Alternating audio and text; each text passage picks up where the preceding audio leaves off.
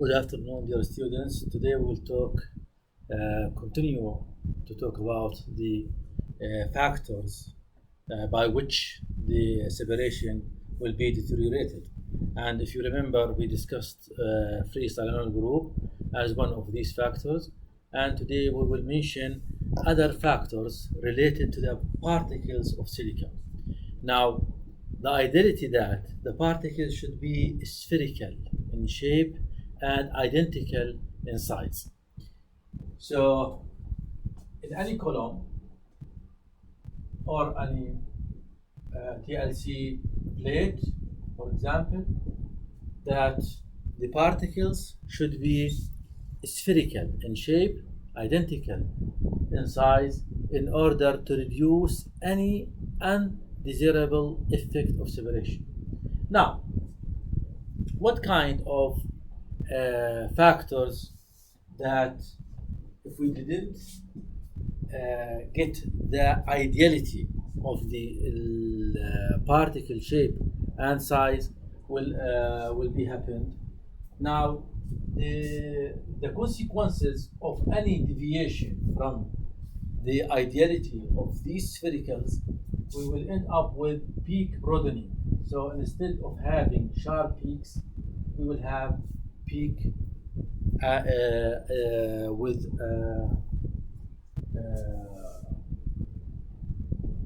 significantly with large width compared with the sharp peak. So we have in practice, we cannot guarantee that all the particles are spherical. We might have some of them with irregular shape, okay, and others with different sizes, okay. For example, some of them with 5 micrometer in diameter, others might be a little bit more 5 or less than 5 micrometer.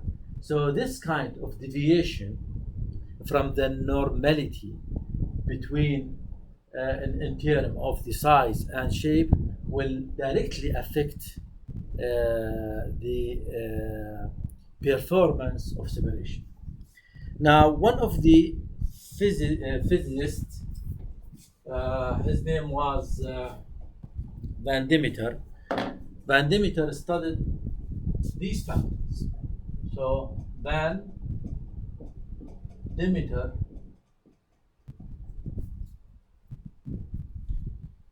studied the factors which might lead to bad separation due to peak broadening, and all of them are related to the particle size and particle shape. Okay, what do we mean of particles? Particles of silica, either derivatized or underivatized. Okay, so even in TLC plate, we start to add suspension of silica in certain solvents in order to have a layer, and these suspended particles already they are silica particles, and they can be treated as solid particles. So the first factor studied by Van Demeter, that if we have irregularity in certain particles, then the passage of elution cannot be guaranteed all of them with the same velocity. Some of them will elute straightforward, some of them will take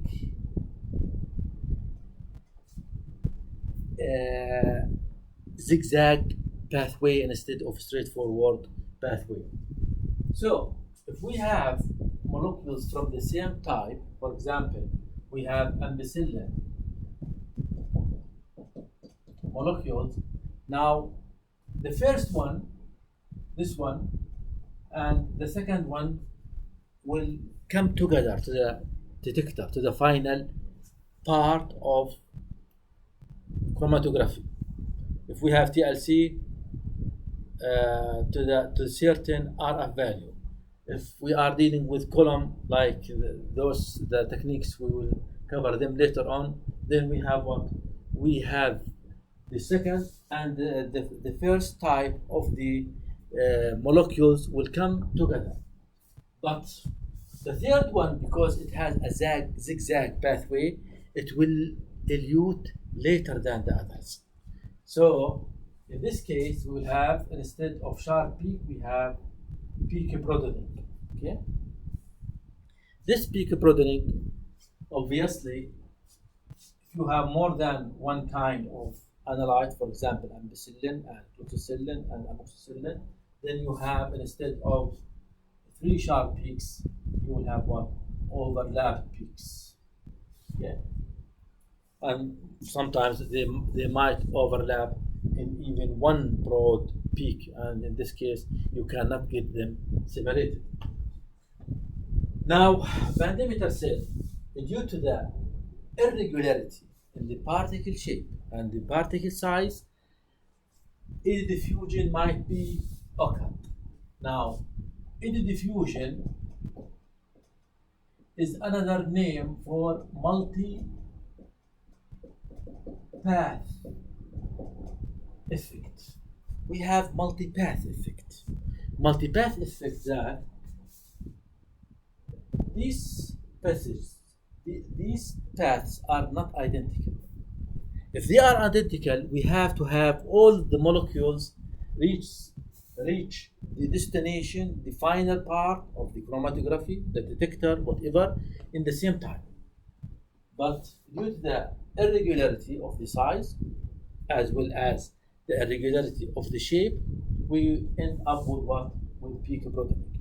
Now, manufacturers try to reduce this kind of irregularity as possible as they can. Okay. So this is the first part of Van Demeter effect. The second part of the Van Demeter effect is eddy diffusion.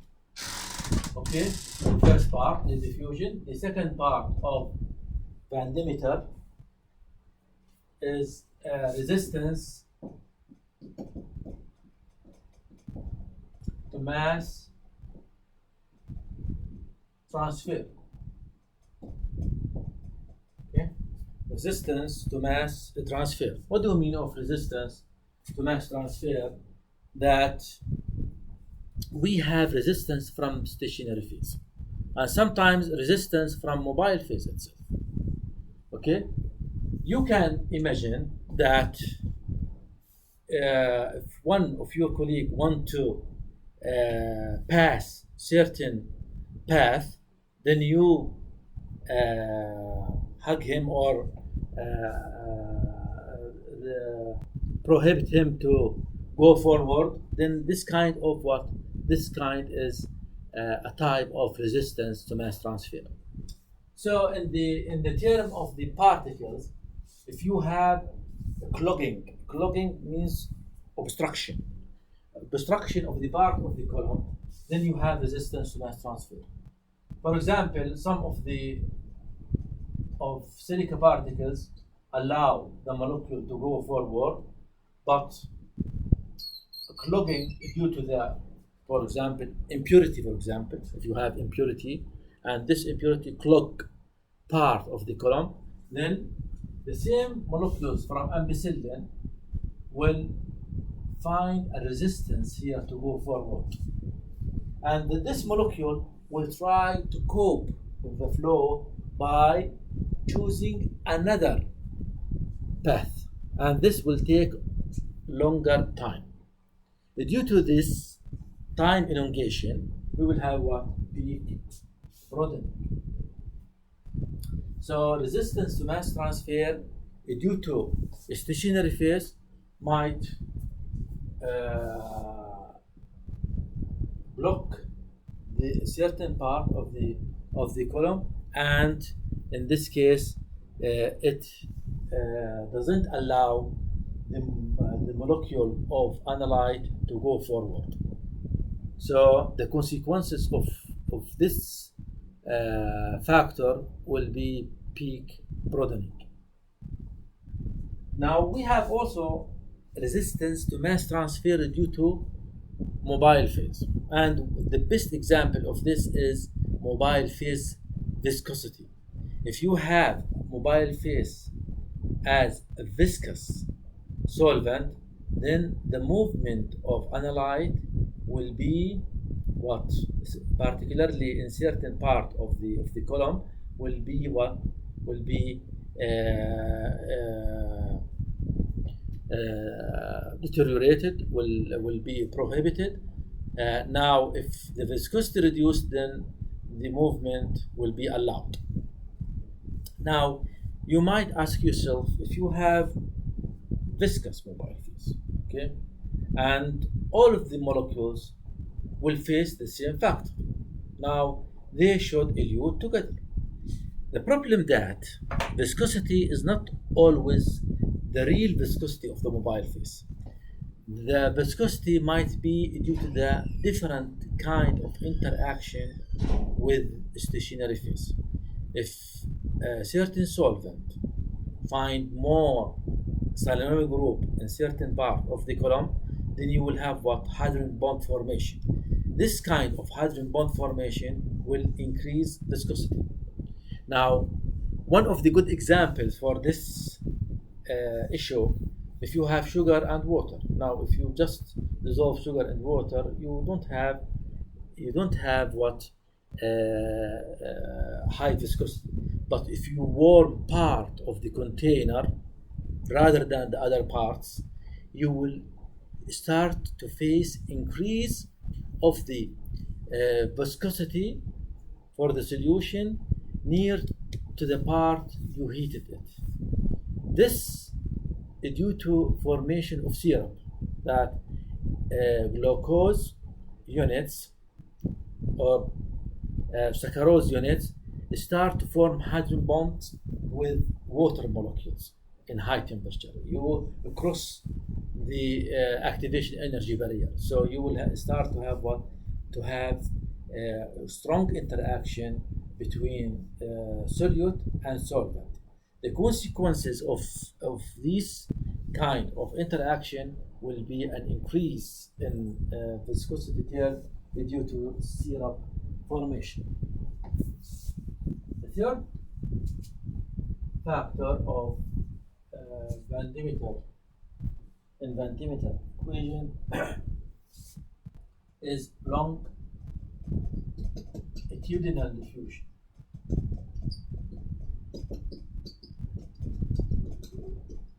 Okay, longitudinal diffusion. What do you mean of longitudinal diffusion? It is a diffusion orthogonal with the movement of the mobile phase, with the required movement of mobile phase. For example, if you have DLC here, okay, and you have mobile phase, then the upward movement is the desired movement due to its capability to carry out the job of chromatography. Now, if you have orthogonal movement, okay, this orthogonal movement for any spot will make what? Instead of separation, will make spot broadening.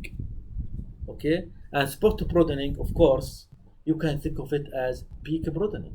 Okay, because if you have good spotting, then you have good and clear spot at the end. But if you have longitudinal diffusion, you have spreading for the spot, and this spreading for spot is the meaning of longitudinal diffusion. Longitudinal diffusion, if you have longitudinal diffusion without forward diffusion, then you don't have chromatography. Okay, just you have peak broadening without movement, without real movement forward. So one of the reasons for the for longitudinal diffusion, if you have the column of of silica or reverse phase silica, if you have it broad instead of narrow column, you have broad column. Now this broadening in the column with high width will allow the molecules, instead of going forward, they might go forward, but there's a competitor here, the movement in the other axis, and we call this longitudinal diffusion. Now, if we narrow the column as possible as we can to have capillary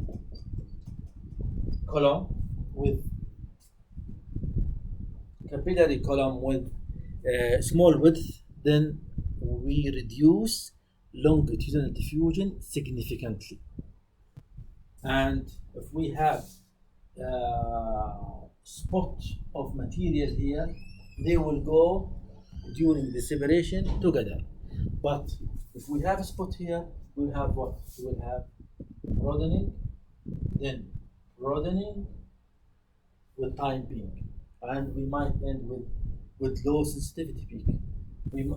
I mean, instead of having spot sharp like this, it will start to broad, then broad, then broad, then I lost at the end due to the excessive broadening. I lost the signal. I lost the detection of the material.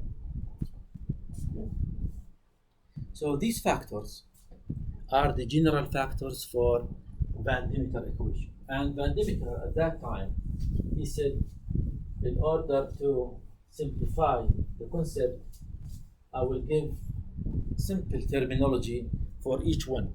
For multipath effect, he said this is a term A. Okay? Longitudinal diffusion, term B, and resistance to mass transfer is term C. So he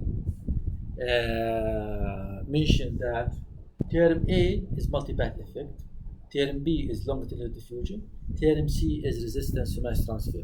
Now we have several forms for the mathematical equation for the Van Demeter concept, but we are not interested to discuss the mathematical equation. We need to understand physics as physics, not as mathematics. So simply, we have all these factors: resistance to mass transfer, multipath effect, and longitudinal diffusion in reality together. Okay? So he said that if we have bad separation, then we have what? Then we have he gave a mathematical terminology called height plate. Height plate,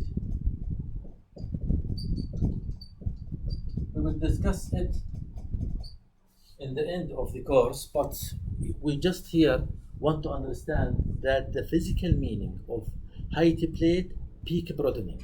So if you have excessive peak broadening, then mathematically you have high height plate. Okay, and all the relevant derivatization we will talk about them in the end of the course.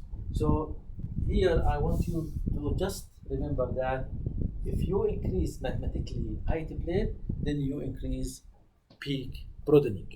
So height plate, depending on A and B and C. Okay, you will have other forms related to the flow of the mobile phase, related to the particle size, shape factor. We are not interested to discuss all the forms for this equation thoroughly, but to understand the concept that all these factors contribute mathematically by certain ways with the peak broadening to give peak broadening. Now, in practice, we need to reduce all these factors in order to reduce peak broadening. We will discuss some topics relevant to Van Demeter equation next time.